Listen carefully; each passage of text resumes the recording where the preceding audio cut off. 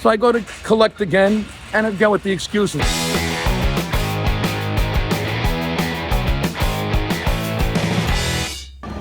Hey, Vic Dibitetto here with more stories, more memories of a New York City garbage man. Now, to explain this next story, I gotta set it up because maybe some of you missed the first episode, right?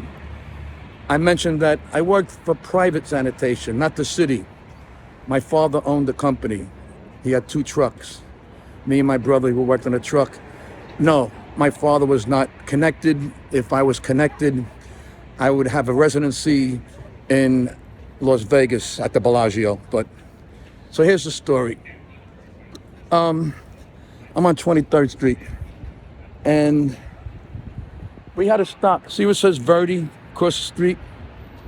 We had to stop there. Well, now it's a cannabis store. That's all you see now. That's all you smell now.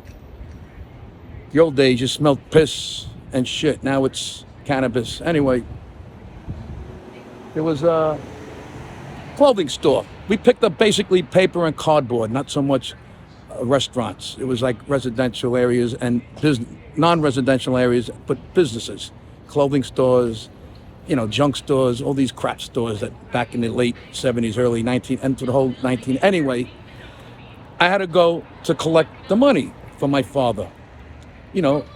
My father charged them by the month of how much garbage they picked up. They charged them by the cube. He charged the customers by the cubic yard. And this fucking guy was a pain in the ass. He had all kinds of excuses.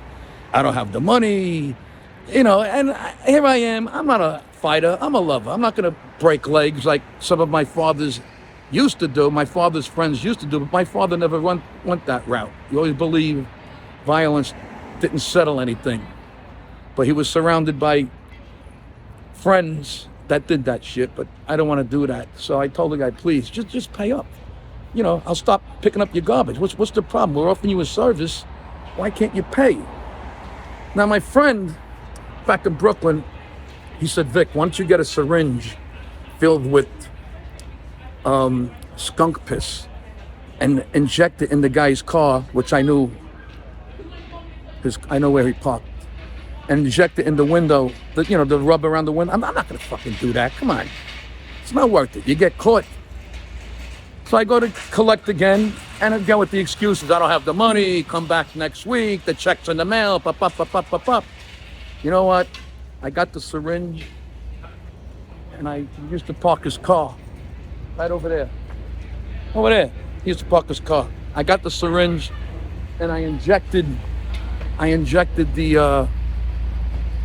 the skunk piss into his fucking car.